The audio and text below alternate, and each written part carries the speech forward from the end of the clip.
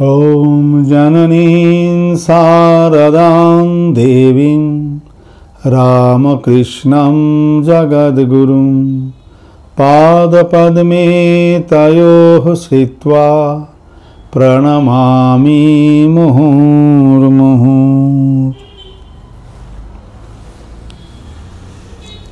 আমরা আবার আজকে পুরনো সাধুদের কথায় ফিরে আসি।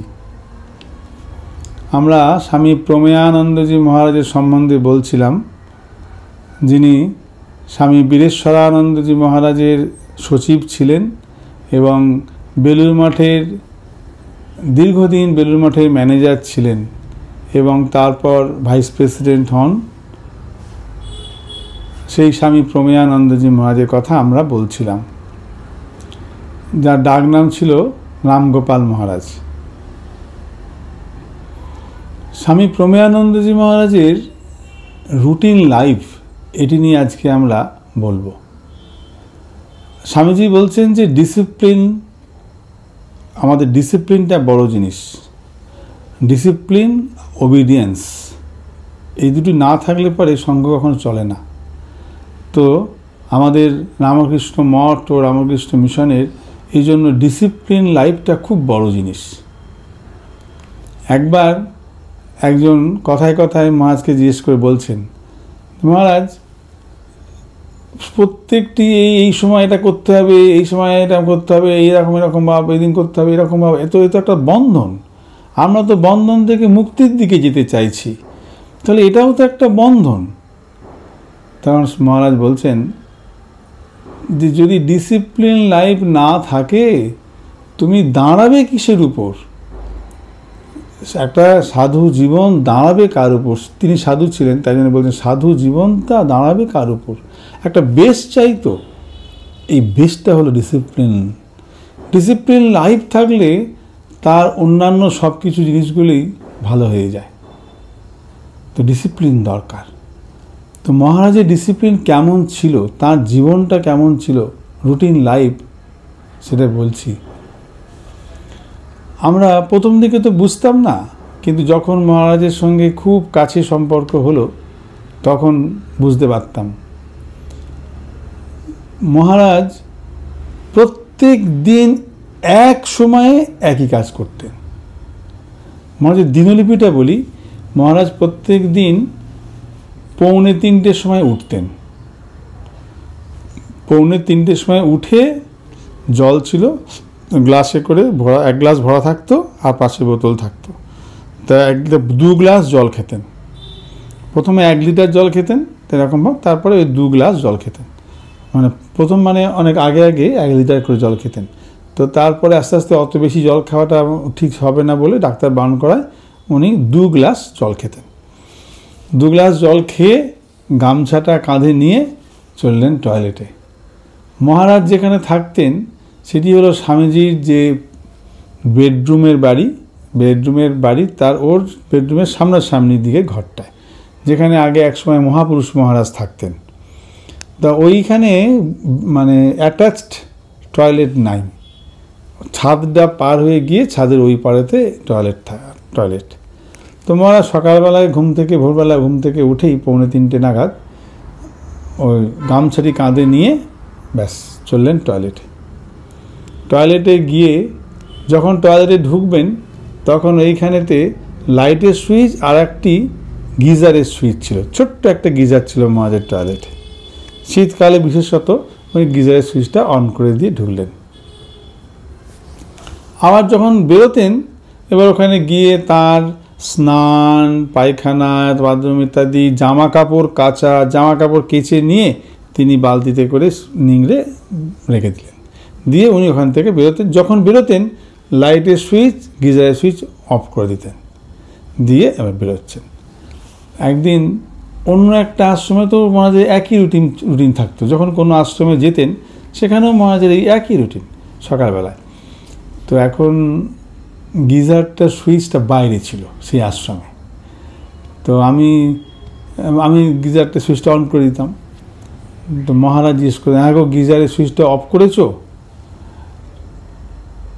হয়তো কোনোদিন ভুলে গেছি বা করা হয়নি। আমি হ্যাঁ মহারাজ করে দিয়েছি। বা করে দিয়ে এলাম, এসে বললাম হ্যাঁ মাস করে দিয়েছি। তো তারপরে একদিন হয়তো ভুলে গেছি, তো মহারাজ বলছেন যে ওটাকে অফ করেছো, শিগগির অফ করেছো, সঙ্গে সঙ্গে অফ করে দেবে তো, চান করে বেরোনোর পরেই অফ করে দেবে। আমি বললাম মহারাজ ওটাতে অটো কাট আছে তো, ও অফ না করলেও ভেতরটা আপনি আপনিই বন্ধ হয়ে যায়। তো মহারাজ বলছেন দেখো অটো কাট থাক আর যাই থাক, যদি তোমার ওই অটো কাটটা খারাপ হয়ে যায় কী হবে বলো? ওটাতে তো আগুন চলে যেতে পারে বা ওটা নষ্ট হয়ে যেতে পারে। ওটা তো মেশিন, মেশিন যে খারাপ কোনো দিন হবে না এমন তো নয়। তাহলে কি হবে বলো? আমরা এখান থেকে চলে গেলাম, ওটা বেমালুম ওই সুইচ দেওয়াই রইল, করতে করতে একটা সময় পুড়ে গেল, তাহলে ক্ষতি হবে, বিপদ হতে পারে। ওই জন্যে যেটুকু ব্যবহার তারপরেই বন্ধ করে দিতে হয়। আমি এত কথা বললাম, কিন্তু মহারাজ এত কথা বলতেন না। মহারাজ ছোট্ট করে না, বন্ধ করে দিয়ে এসো, ওই মেশিনের ব্যাপার তো, খারাপও হয়ে যেতে পারে, তো ব্যাস এইটুকু। তো এই ছিল মহারাজের। ফ্যানটি যখন দরকার তখন ফ্যানটি চলতো, আর যেই দরকার নেই বন্ধ করে দিতেন। ঘরে একটা এসি করে দেওয়া হয়েছিল মহারাজের, খুব গরমের সময় ঘরটাতে ভীষণ গরম হতো। তা নিজে যে ঘরটাতে শুতেন সেই ঘরে এসি ছিল না, পাশের ঘরে, যেটা রাজা মহারাজের ঘর, সেই ঘরেতে একটা উইন্ডো এসি লাগানো ছিল। তো মহারাজ কী করতেন, ওই সন্ধ্যেবেলাতে বসেছেন, তা উনি এসিটা চালিয়ে দিয়েছেন, খাওয়া দাওয়া হয়ে গেল, এসিটা বন্ধ করে দিলেন, ওই দরজাটা খোলা ছিল। তাহলে মহারাজ ওটাতে তো আপনি শোবেন কোন ঘরে? ওই ঘরে নেই ঘরে? বললেন আমি আমার ঘরেই শোবো। তাহলে ওই ঘরের ঠান্ডা ঘরেতে আসবে কী করে? বলে দরজা খুলে দিয়েছি, ওতে ঠান্ডা যেটুকু নিয়ে আসবে। তাহলে এখন বন্ধ করে দিলেন যে? বললো ওই যে ঠান্ডা হওয়ার হয়ে গেছে, আর ঠান্ডা দরকার নেই। তাহলে আবার ঠান্ডাতে থাকার অভ্যাস হয়ে যাবে, তখন আমি কোথায় বা অন্য জায়গাতে বা অন্য সময় দেখি, তখন কী করে? এসব অভ্যাস করলেই তো হবে না, বলে উনি এসিটা বন্ধ করে দিতেন। যখনই ঘর থেকে বেরোবেন আগে ফ্যানের লাইট এবং ফ্যানের সুইচটি অফ করে দিয়ে তারপরে বেরোবেন। ওনার যখন ঘরে ঢুকতেন, জল জেলে নিয়ে ঢুকতেন, কটায় ঢুকছেন আর লাইট ফ্যান জেলে ঢুকলেন, যদি ফ্যান দরকার তবে ফ্যান চালালেন।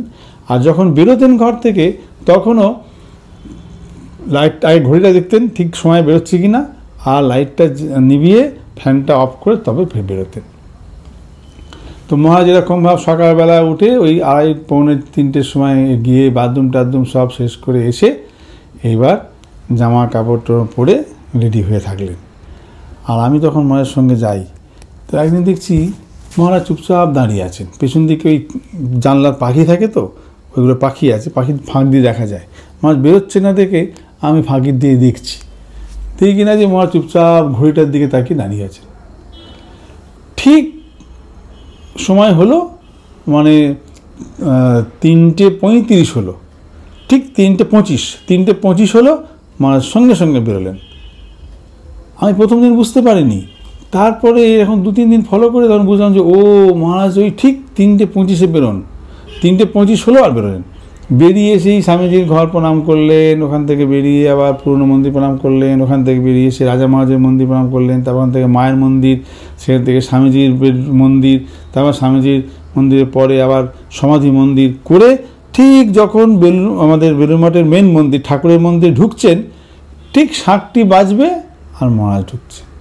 শাঁখটাও আমাদের ঠিক 5 মিনিট আগে বাজে, মঙ্গল আরতির 5 মিনিট আগে। 4টে মঙ্গল আরতি হলে 3:55 বাজবে, আর মহারাজও ঠিক এই সমস্ত তার পুরোটা কমপ্লিট করে এসে ঠিক ঢুকবেন আর শাঁখটি বাজবে। প্রত্যেকটা দিন একরকম, একটু এদিক ওদিক হয় না। এসে তিনি ঠিক তার নিজের জায়গাটিতে এসে বসবেন। যদি তার জায়গাতে অন্য কেউ বসে পড়ে, কোনো আসন থাকতো না, বসে পড়ে, উনি ঠিক নিজে একটা জায়গা খুঁজে নিয়ে সেখানে ফাঁকা আছে বসে পড়লেন। তারপর এই মঙ্গল আরতি করে গিয়ে ঘরে গেলেন, ঘরে গিয়ে বসে চুপচাপ ওই সোফা আছে একটা, সোফার মধ্যে বসে তার জপ ধ্যান খানিক্ষণ চললো। এরপর আবার জল টল খেয়ে টেয়ে নিয়ে উনি 5টার সময় থেকে বসে পড়লেন, প্রায় 5টা নয় 5:30টার দিকে উনি তার নিজের অফিস শুরু হয়ে গেল। যেটুকু কাজ ওনার আছে সেই কাজ শেষ করে ফেলবেন। বলতেন যে যখন নিচের অফিসে বসবো তখন তো সব ভক্তরা আসবে, তখন ওরা কাজের সময় না, তখনকার কাজ হলো তাদেরকে অ্যাটেন্ড করা, আর এই জন্য আমার যেসব কাজগুলো আছে সেগুলো আগেই শেষ করে নিতে ঘরেতেই। ওই জন্য মহারাজের দুটো অফিস, একটা নিজের বেডরুমেতে আর একটা নিচে অফিস ছিল, যেখানে সবাই আসতো, ম্যানেজার বসতেন যেখানে, ম্যানেজার অফিস।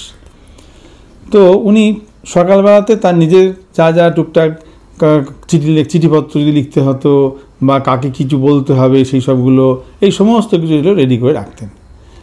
আর পরে পরে যে আসবে তাকে সেসবগুলো বুঝিয়ে দিতেন।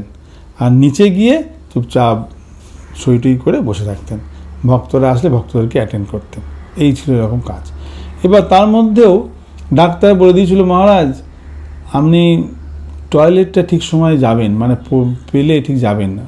সেবকের কাজ তো আগে করে এসছেন অনেক দিন মহারাজের কাছে, তো এই কাজের জন্য অনেক সময়তে এই টয়লেট পেলেও সেটিকে অনেক সময় ইগনোর করা হয়, করতে করতে অনেক অসুবিধা, অনেক সমস্যা এসে যায়।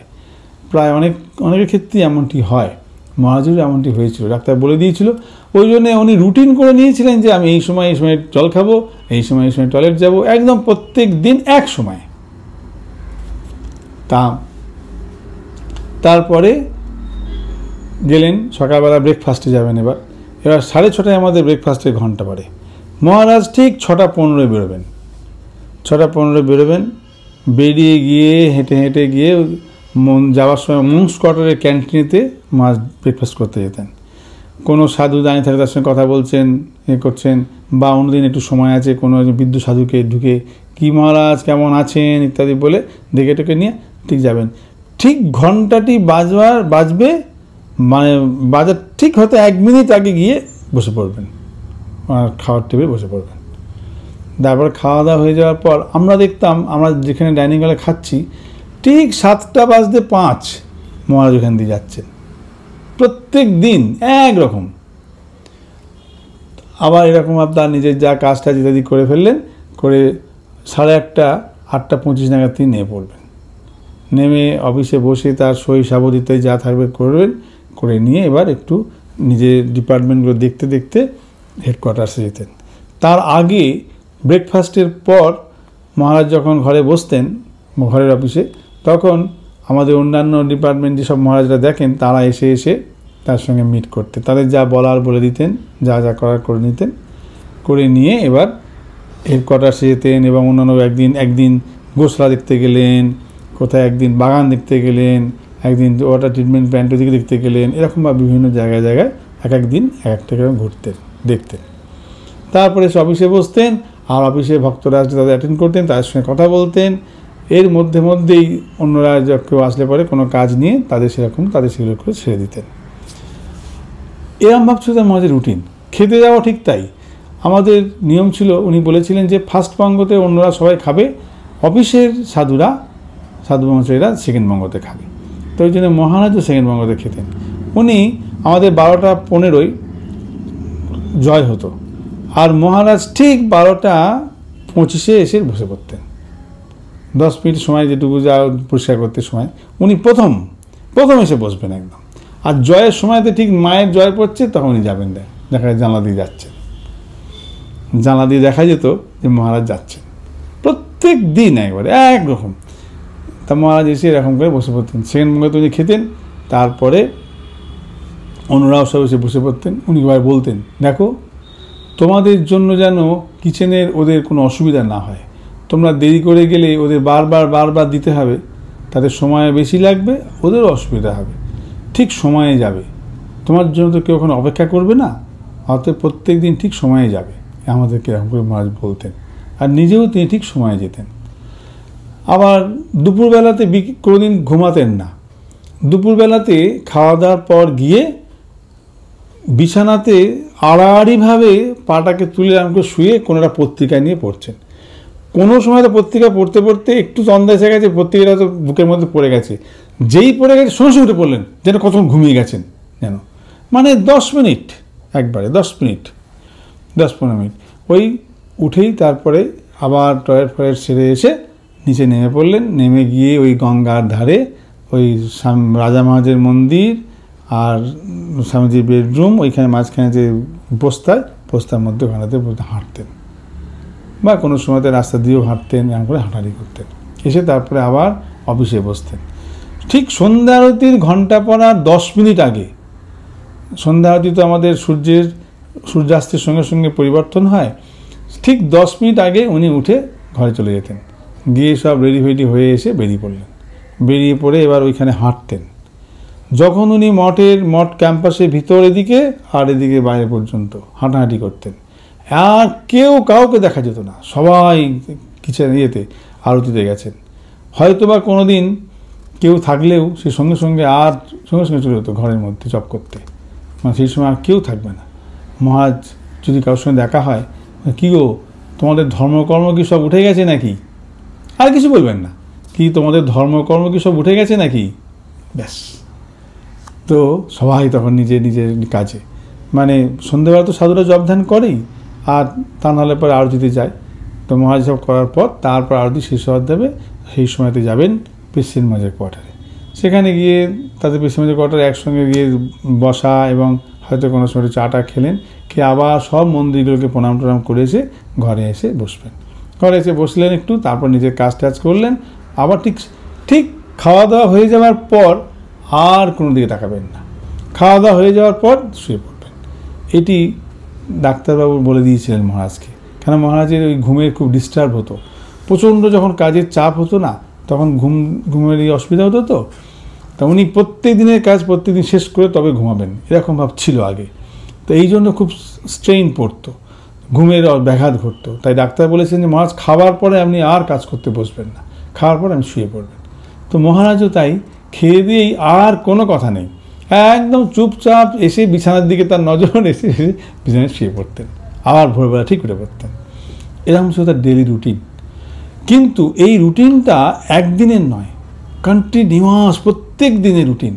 একদিনের ঘটনা বলি, প্রচণ্ড ঝড় বৃষ্টি হচ্ছে, ভোরবেলাতে প্রচণ্ড ঝড় বৃষ্টি হচ্ছে। 3টের আগে কোনো একজন ব্রহ্মচারী মহারাজ তিনি মায়ের মন্দিরে এসে গেছেন, এসে মায়ের মন্দিরেতে সেরকম অনেকে আসে, তো এসে বসে আছেন। তো এবার এত ঝড় বৃষ্টি এসে গেছে, কেউ কোথাও নেই, তার একটু মনে ভয় হচ্ছে, কোথাও যেতেও পারছে না। তারপরে ভাবছে ঝাঁক করে ছুটে পালাই, এরকম ভাবছে। হঠাৎ দেখছে দূর থেকে একটা কালো মতন কি একটা আসছে, স্বামীজির বেডরুমের দিক থেকে মায়ের মন্দিরের দিকে কি একটা কালো মতন, কি অত ঝড়, কি একটা যেন আসছে। তখন একটু ভয় হচ্ছে মাথায়, মনে হচ্ছে কি জানি এত রাত্রে কেউ কোথাও নেই। তখন 3টে বাজছে, 3টে না 3টের সময় ও এসেছিল, তখন একটু বেশি হয়ে গেছে সময়। তো তারপরে দেখছি যে যত কাছে আসছে বড় হয়েছে, তারপরে দেখছি কেউ একজন মনে হচ্ছে একটা ছাতা বোধহয়, শুধু ছাতাটা এগিয়ে আসছে না কি এরকম ভাব। তারপরে খানিকক্ষণ বাইরে দেখেছে না একজন কেউ রয়েছে, রাজা মহারাজের মন্দিরে উঠলো, রাজা মহারাজকে প্রণাম করলো, তারপরে নিচে নামলো, মায়ের মন্দির দিকেও আসছে। তখন ও দেয়ালের ফাঁক দিয়ে পাশ থেকে দেখছে কি ওটা, এইরকম ঝড় বৃষ্টিতে এটা কে আসছে। দেখে কিনা যে তখন প্রায় বয়স মহারাজের 76-77 বছর বয়স, 76 বছর বয়স। তো এই 76 বছরের বয়স্ক মহারাজ স্বামী প্রমেয়ানন্দজি, তিনি ঠিক সময় হয়েছে এই বৃষ্টি বাদলের মধ্যেও বৃষ্টি হচ্ছে বলে তার কোনো খামতি নেই। তিনি বড় একটা ছাতা নিয়ে, কাপড়টাকে গুটিয়ে ছাতা নিয়ে আস্তে আস্তে হেঁটে হেঁটে আসছেন। মাকে প্রণাম টনাম করলেন, করে আবার স্বামীজি মন্দির গেলেন ইত্যাদি। ব্রহ্মচারী ভাবছে যে ওনার এত বয়স, উনি এইরকম ওয়েদারেতেও আসছেন, আর আমি এত কম বয়স, আমি ভাবছিলাম যে ঘরে গিয়ে শুয়ে পড়বো। না, আমি আর যাব না ঘরে, মঙ্গল আরতি দেখে তারপরেই যাব। তার ডিসিশন চেঞ্জ হয়ে গেল। পরে একদিন মহারাজকে জিজ্ঞাসা করছে অন্য একজন সাধু, মহারাজ বয়স হচ্ছে, এত এইসব দুর্যোগ ফুর্যোগে তো এসব বেরোনো কেন? একদিন যদি নাই বা গেলেন, আপনি একটু ঘরে থাকতে পারেন তো। মহারাজের উত্তর কি শুনবেন? মহারাজ বলছেন, দেখো তাঁরাও তো এক্সপেক্ট করেন। তাঁরাও মানে কে? ঠাকুর, মা, স্বামীজি যাদের কাছে প্রত্যেক দিন যাই, তাঁরা তো ওই সময়ে ও আসবে বলে যেন এক্সপেক্ট করছে। সুতরাং আমি যদি সেখানে যদি না যাই, খারাপ লাগবে না? কীরকম ভাব তার এই যে ভিউ, কেমন ভাব তার এই চিন্তাধারাটা। যে প্রত্যেক দিন ঠাকুরের মায়ের কাছে দেখা করতে যাই, সেই জন্য তারাও বসে থাকবে যে এই সময়ে ঠিক রামগোপাল মহারাজ আসবে, কই এলো না তো আজকে। তখন তাদের মনের মধ্যে একটা রকম হবে। আমাদের যেমন হয় প্রত্যেক দিন যদি একই সময় কেউ আসে, তখন না আসলে পরে মনে হয় না কী জানিও কী হলো, কী এলো না কেন, শরীরটা খারাপ নাকি, মনে হয় না? ঠিক সেরকম ভাব তারও মনে হচ্ছে যে তারাও তো একটা এক্সপেক্ট করে। এই ভাব কোনো দিন একটা রুটিন থেকে বিচ্যুত হতে দেখা যায়নি তাকে। প্রত্যেক দিন এক রুটিনে চলতো। তারপরে তার খাওয়া দাওয়া ইত্যাদি সব নির্দিষ্ট, এক সময় খাবেন, একই পরিমাণ জিনিস খাবেন। একদিন কোনো বেশি একটু কিছু হয়েছে বলে যে বেশি জিনিস দিয়ে খাবে, একটু বেশি বেশি খাবে, তা নয়, এক রকমের। এইরকম ছিল তার রুটিন লাইফ। কেউ বলতো দেখো এই নিয়মের মধ্যে দিয়ে গেলে তবেই তো নিয়মের বাইরে যাবে। আমরা চাইছি সমুদ্রের ওপারে যেতে, সমুদ্রের ওপারে যেতে গেলে সমুদ্রের উপর দিয়েই তো যেতে হবে, তাহলে সমুদ্রের ওপারে যাবে কি করে? নিয়মের পারে যাওয়া আমাদের লক্ষ্য, ঠিক কথাই, কিন্তু নিয়মের মধ্যে দিয়ে যদি না যায় তাহলে নিয়মের পারে যাব কি করে? সেই জন্য স্বামীজি তাই বলছেন ডিসিপ্লিন লাইফ।